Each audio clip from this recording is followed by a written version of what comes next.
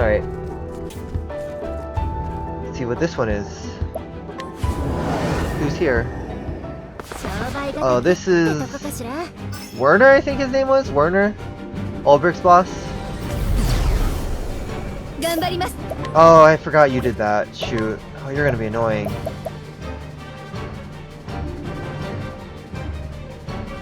Yeah, I don't have anything for that. Shoot! Oh, that's gonna be annoying. Shooting star. Cool! I at least know what you're weak to. Transfer rune. Oh wait! If I do that, I might be able to at least keep him from affecting people. Although he's gonna attack this turn, so that sucks. Analyze. Depression. What is that? I think, yeah, if I remember correctly, he has a chance of inflicting fear, which will cause problems. So I need to be careful. Do I want to break him? No, I need to break him next turn. Yeah, next turn. Heal.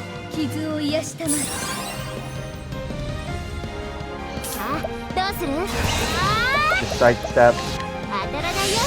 This way he can't hit us.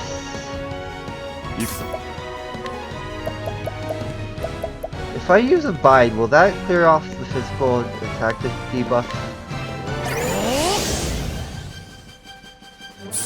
It does not. Cool. Not really the place to be learning this, but oh well. Analyze.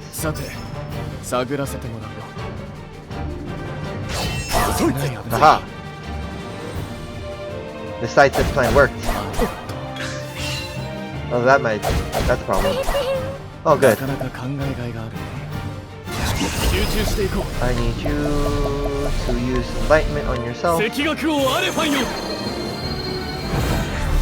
believe Teresa has something to break him with. Yeah? Axe. Good. Break.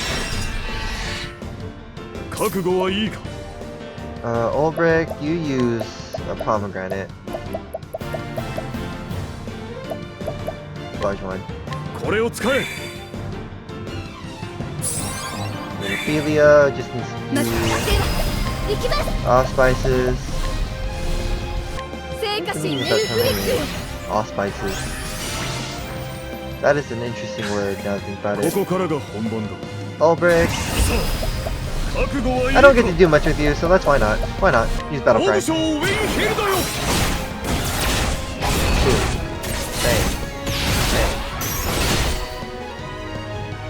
Unfortunately, not as much as what Cyrus can do right now. But that's fine. Do you need to do anything? Not really. Because let's see. Shooting star, BB boost, divination. Does this affect magic? Sometimes I forget how some things work in this game. Let's just attack. And kill him with Tonitrus, whatever that means.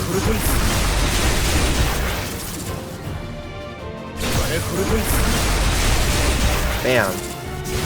Beautiful. Literally every boss has fallen into me doing that so far.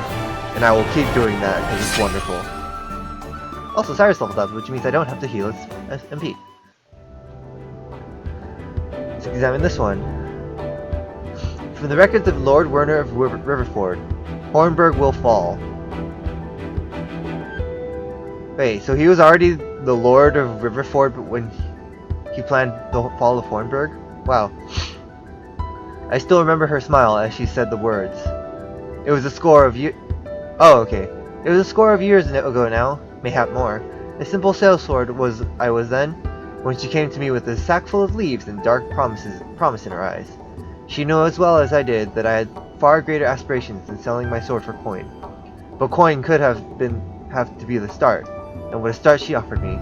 Not only the leaves to free me from another man's employ, but as much as I asked for to invest in my plot and establish the connections I would need. The life I've always dreamed of was finally in my grasp. I could use her to get all that I've ever wanted, or so I thought. And so I took the girl upon her offer and began my plot to bring down an entire kingdom. I would need men if I were to accomplish anything, so I created my own sellsword company, the Black Brotherhood, I called them. I spent 3 years doing nothing but gathering information on Hornburg. Then, using what I had learned, I began to systematically remove any obstacles that might stand in my path. I used the girl's connections to make my company of sellswords very much in demand in Hornburg. I took the worst of the lot, those with no scruples and nowhere else to go, and made them out to be bandits and thieves. I set these villains to attacking the borders of Hornburg, and then my Black Brotherhood would turn them back. It was quite the performance. Other armies didn't stand a chance at beating us to the site of each battle. The skirmishes all took place far from the heart of Hornburg. We knew ahead of time exactly where they would happen. Where they would happen, since the foes we faced in those battles were in fact our own men. It was an easy feat to give the appearance of a crushing defeat. Through this farce, the Black Brotherhood won the hearts of the people living in those borderlands. Ingraining myself with the families of these borderlands, I used their introductions to buy trust among many powerful houses of Hornburg. The tales of the Black Brotherhood had spread throughout the realm by then, and I used that woman's money freely to strengthen my ties to the powerful men within Hornburg and without. Still, King Alfred was well beloved by his people and his bannermen. It would be no small feat to win their hearts away from him. In which case, things would become much easier if we were simply not in the picture. Hornburg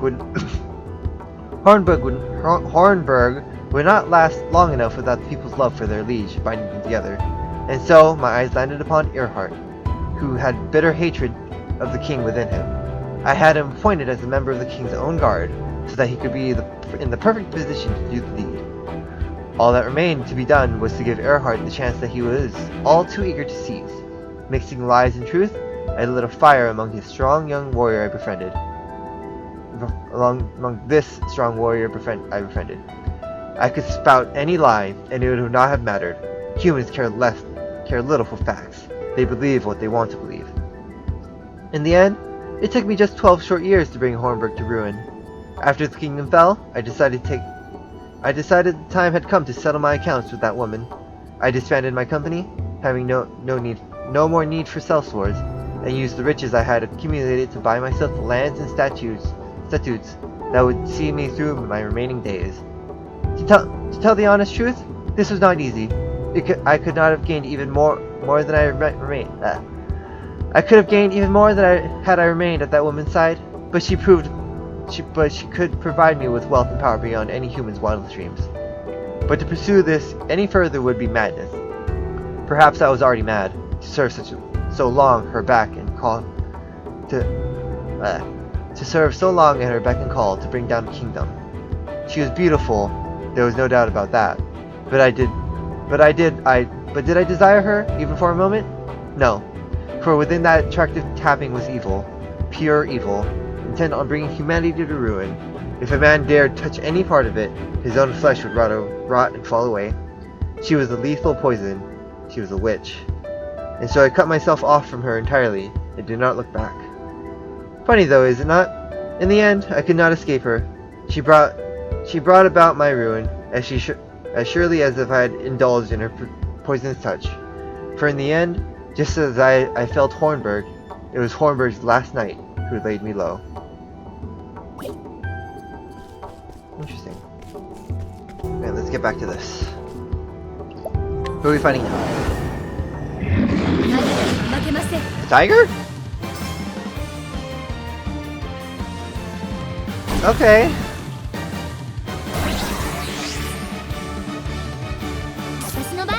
I don't know why I'm fighting you, but okay. Transfer.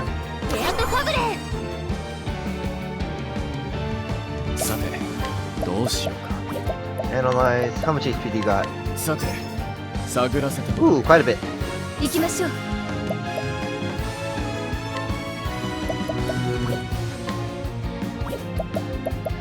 Right, BP boost.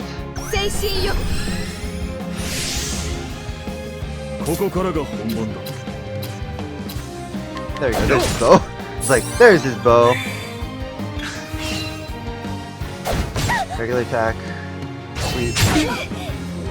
Oh, everyone's poisoned, cool. Honestly though, I don't think the poison damage is gonna be enough to cause problems. So, I'm just gonna use sidestep and just heal it off using magic. I still need to wait for Ophelia, so analyze again. What else are you gonna do? Spear? Cool. He hit the bear with spear, so just poke him with the spear instead. Oh, I blinded him. Cool. Which really doesn't help. Which really doesn't matter because I put sidestep up. All right. Where? Pass by it. Heal more.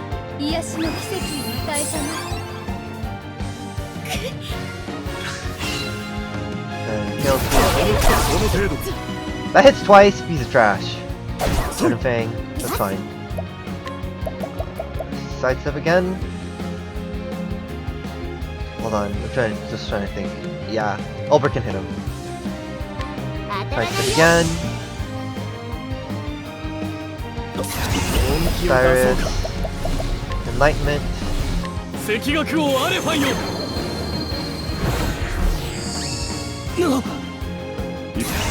Ulbrick. Battle cry, why not? Oh wait, I just realized. This might be a problem. Oh wait, no, Trust can play the next turn. Yeah, whoops. That was a problem. That was a mistake. Oh well. Again, Cyrus can do it next turn. Or not Cyrus. Teresa can do it next turn.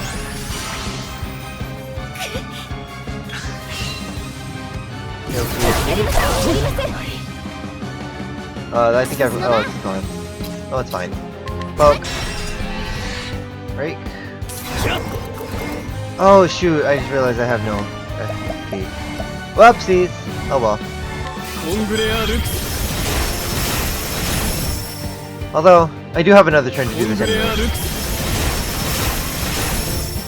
I think we're fine. We'll be fine. Sure. Just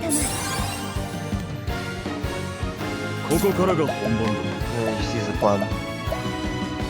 Or pomegranate, not plum. Would that be enough? I don't know. If anything, Teresa can also do stuff. Lux. Oh, okay, that was enough. Excellent. Yay.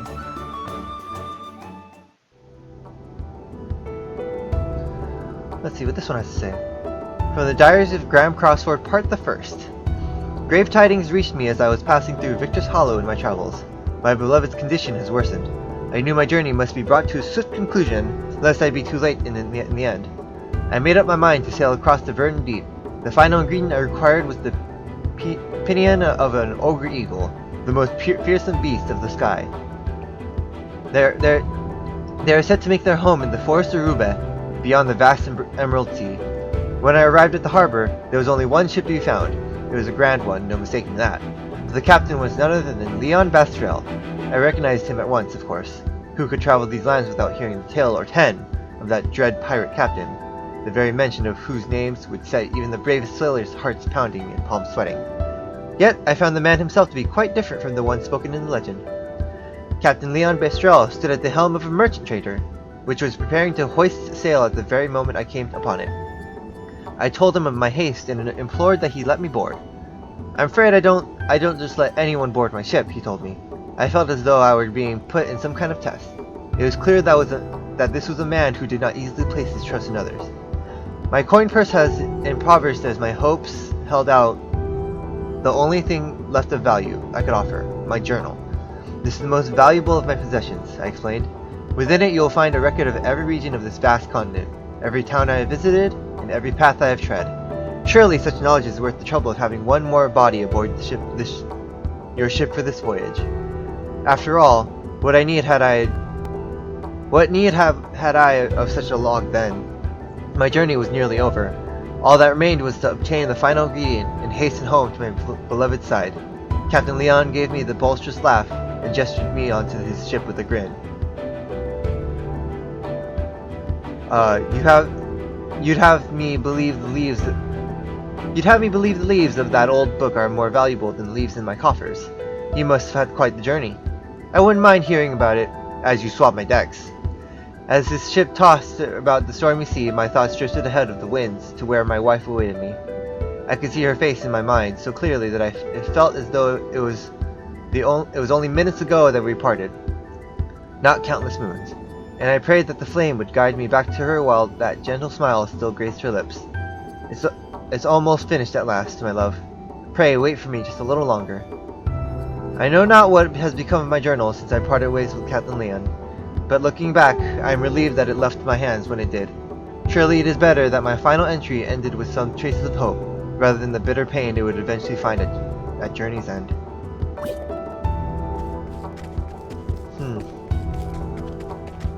What's this one?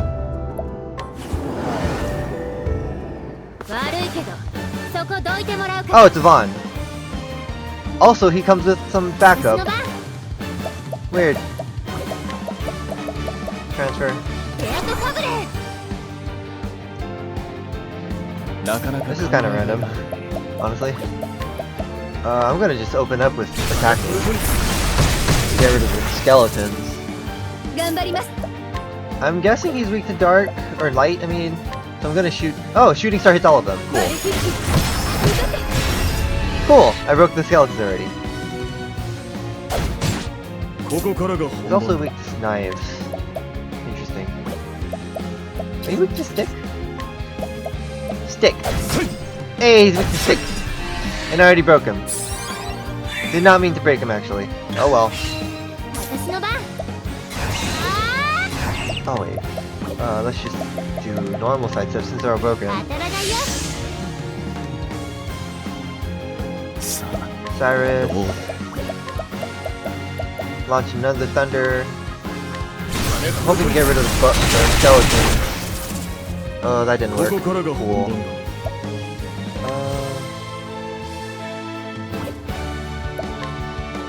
Does this one of these hit all of them? Alpha. This one hits all foes. This one hits all foes. Single. All foes. Let's try Striker Rage. Cool. I also poisoned one of them. I guess that helps? Question mark. Shooting star. Nope. Alright.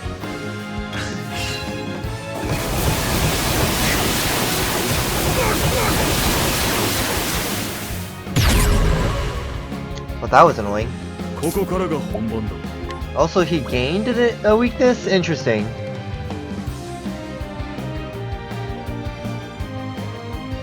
I need a better mic.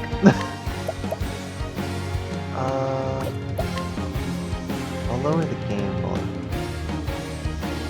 Which is interesting because it's like...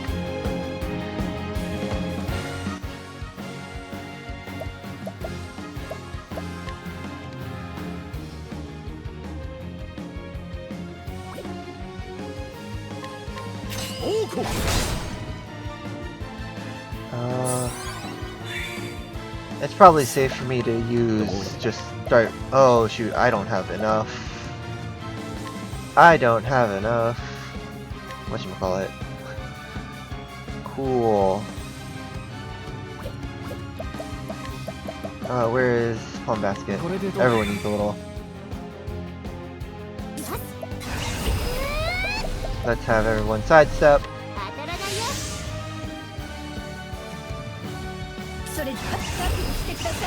No. Shooting star again.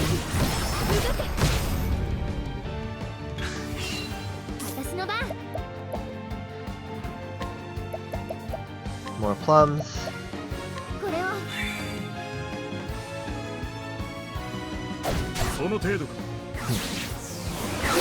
Although sidestep does not protect against magic damage. Annoying piece of trash. Lux.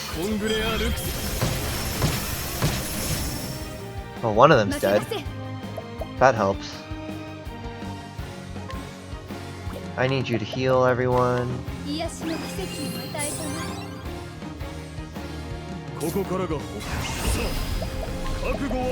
Because I can!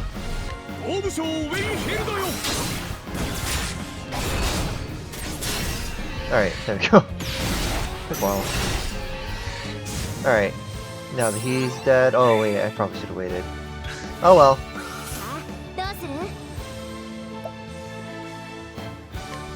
How weak is he anyways? Gotta replay a transfer room though.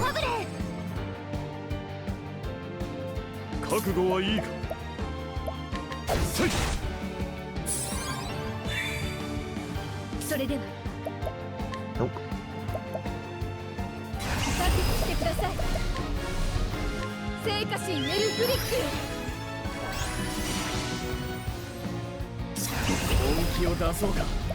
Enlightenment.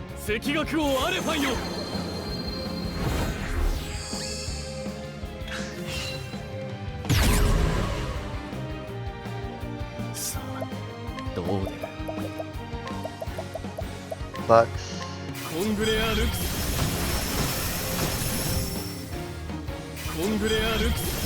I need to fix his MP though.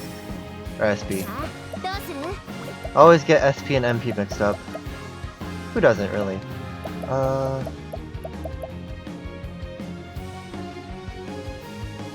Yeah, he'll gain 1 this turn. Yeah, so this is fine.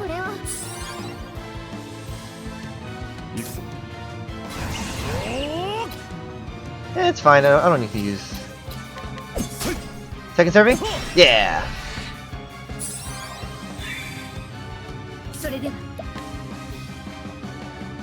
You have nothing else to do.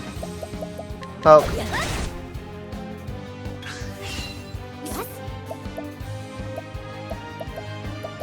Poke. And destroy him!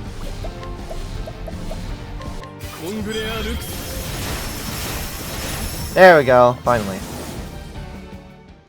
The only reason that battle took way longer is because it's freaking the stupid skeletons in the front that I wanted to get rid of first.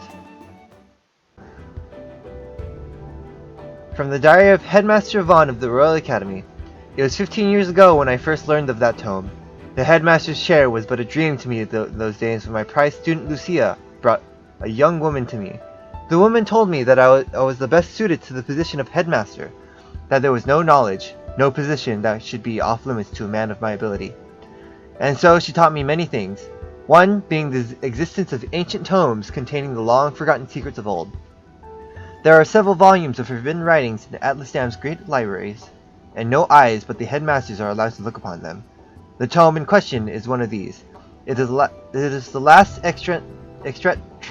tract of the legendary sage known as Solomon, whose name lives on in history through the land of his birth. The kingdom of Bernstein, first time ever hearing that one, has long since been forgotten. No wonder. Long has it been said that he who can decipher its true meaning would obtain power over every life, even life and death. The current headmaster is not worthy of such knowledge. What he lacks in intellect only pales in what he lacks in character. I cannot depend on him. I would depend on you. He wishes to decipher the secrets of the tome, and share its knowledge with the worthy alone. Thus, a great scholar was needed, one who would be able to fully understand the arcane truth within the tome. The doddering fool who now serves as headmaster could never do such a thing. But a genius such as you, Yvonne? Surely you, of all scholars in the realm, are up to the task.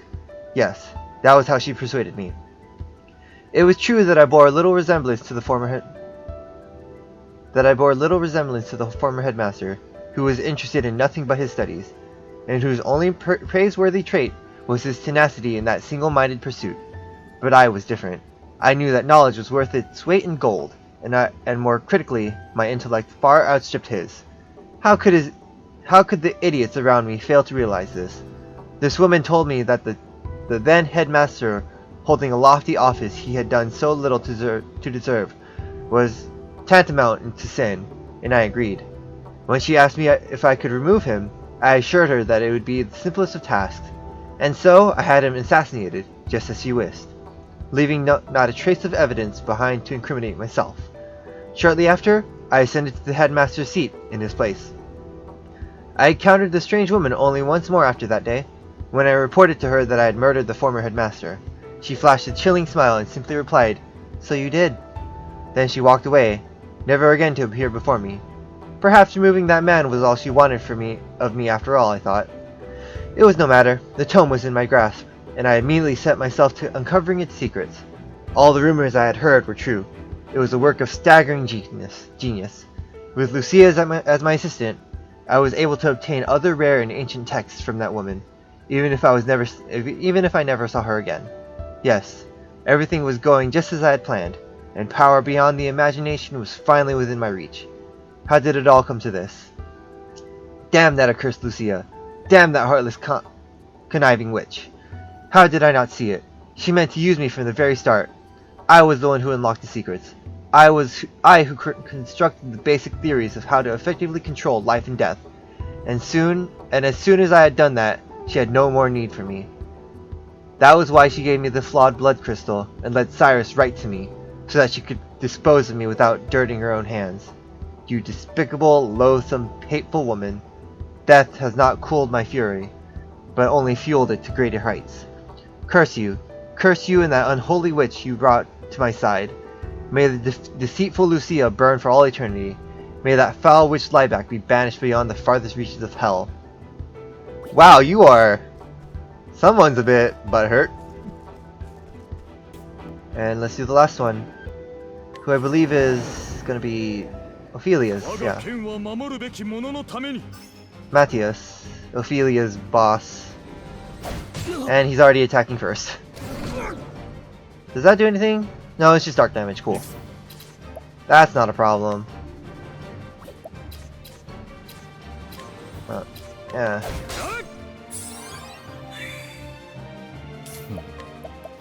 Analyze.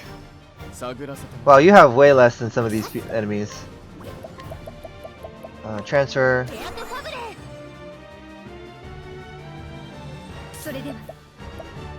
And then BP boost.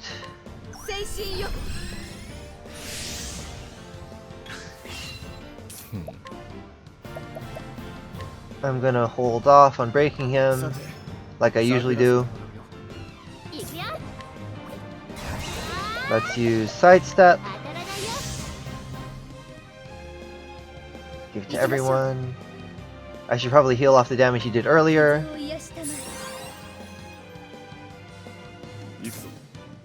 And then attack with the axe. Consuming darkness, that's not a big deal. That's not a problem. Black Gale, that's not a problem.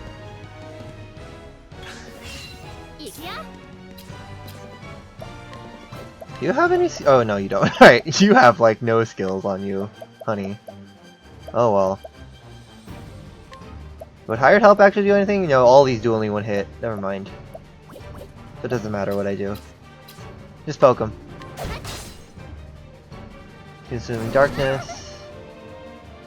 Again, I think it's just basic dark damage, so I don't have to worry about it. Enlightenment.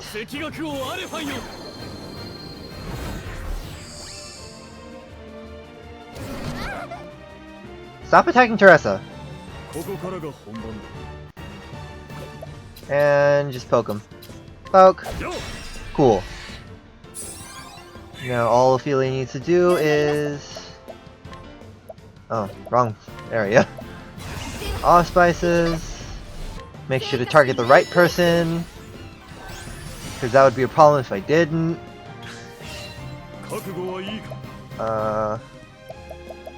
Pomegranate. Pomegranate.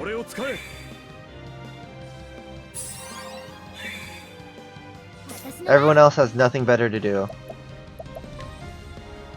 Why not? That'd be funny if I actually pulled it off, actually. Alright. Let's kill him with...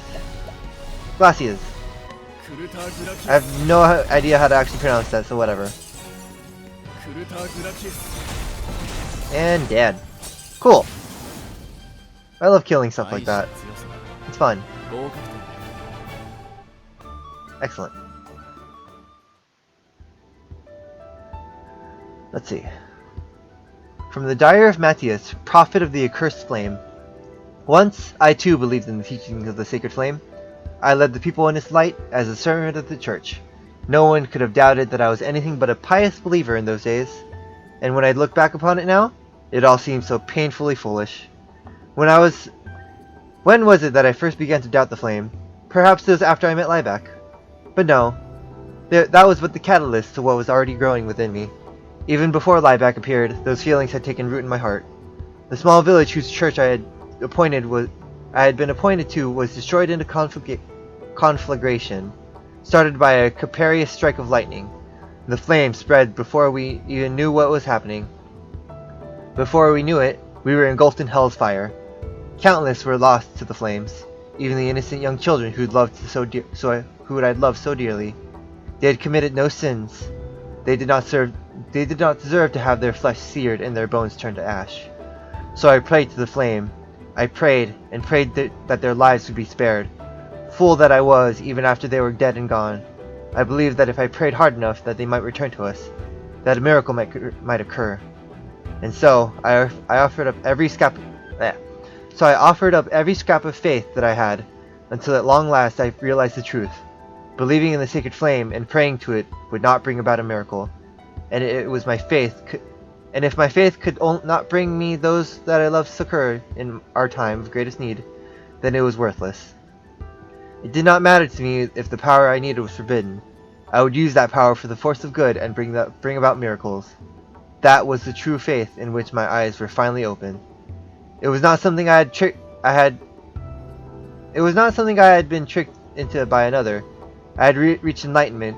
It was only fitting that such a revelation came to me, the one true Savior. While Liebeck may not have been responsible for my enlightenment, I was still grateful to her. After all, she is the one who granted me the blessing of 100 years free from aging. The dark secrets written in that tome can allow a man to cheat death, and I owe her a debt for sharing them with me. I gained eternal life, or close enough, as a true savior should. Then I took it upon myself as my duty to save as many people as I could with the power granted to me, and so I set out to kindle a darker flame in our realm.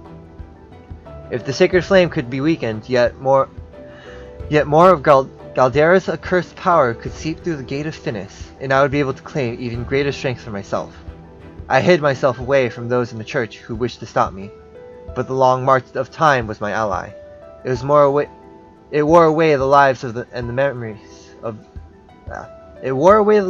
the memories of any and all who once knew me, until it was as if my face had been washed away like words writ in sand.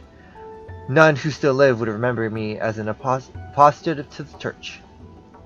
With enough leaves, all things are possible. Even obtaining a new name is little challenge. And so I worked my way back into the church's graces as the traitor Mathias. Even the venerable Archbishop Joseph did not suspect me for a moment. Every step of the way, fate has shown me that I am in the right. I was able to uncover Galdera's altar because I am right. I was able to use a fragment of Galdera's power to bring about a miracle because I am right. I could become the savior of Whispermill and command its people to do my wishes because I am right. With Simeon as an ally, I never wanted for money nor power. The Obsidians served me well, whether they knew it or not. Simeon claimed never to have spoken of me to the others. I know not if he meant to use me as a secret weapon against the others, or if the need ever arose, or if it was simply that he did not trust me, but it hardly mattered. After laboring for so many decades, the time had come at last. I succeeded in debilitating Archbishop Joseph with the poison the Obsidians had provided me. Oh, you piece of trash. It was a beautiful poison. No one would ever suspect it was anything but a natural death. All that remained for me to do was to cast a dark shadow on the heart of Liana, the next flame bearer, and the sacred flame would soon turn black. That is what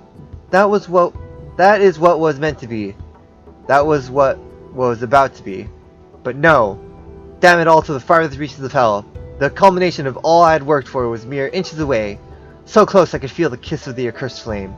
And instead, it's all snatched away. That fire snuffed out to leave me in utter darkness and despair. I am the savior. I was meant to bring Galdera's flame to the world. Why should I be left in this black hell? It is dark here. The blackness. It is all-consuming, darker than 1,000 starless nights. Please, someone, anyone, bring me some light. Dang. So pretty much this is how all the stories are brought together.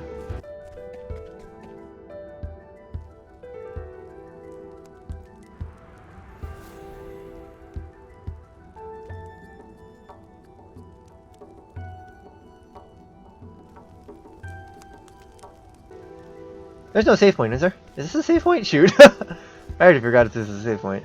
Nope, this is not a save point. So there's no saving in this. Cool. Journey's end.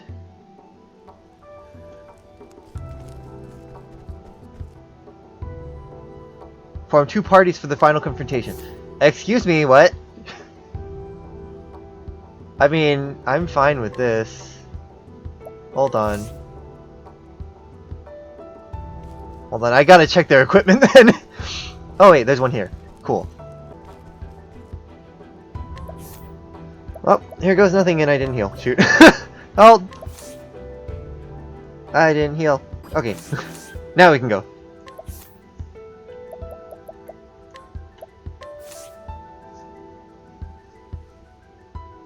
Ooh! All the characters on screen once.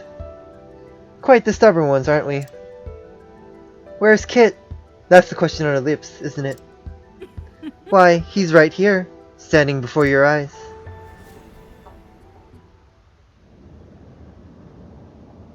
So yo. The 13th god, Galdera the Fallen. He and Kit are one and the same. The Gate of Finis was created to seal Galdera beyond the boundaries of this world. And the Crossford family, you see, comes from a long and ancient line that carries the stuff of the dark god in their veins.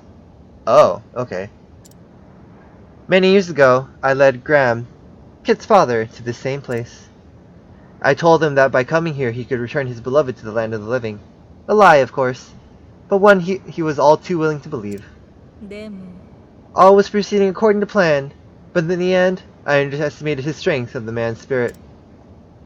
The ritual failed, and Graham escaped somewhere, though he hardly resembled himself anymore.